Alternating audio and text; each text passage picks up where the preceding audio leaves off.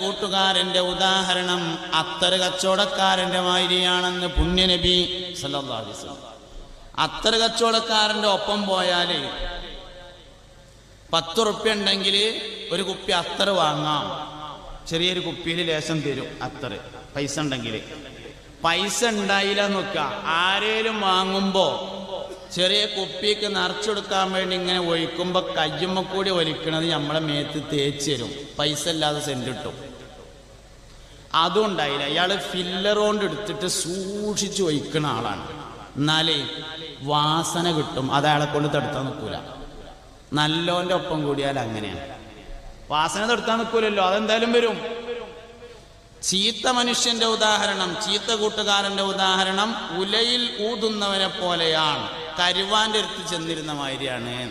എത്ര ദൂരെ ഇരുന്നാലും, അടുത്തിരുന്നാല് തീ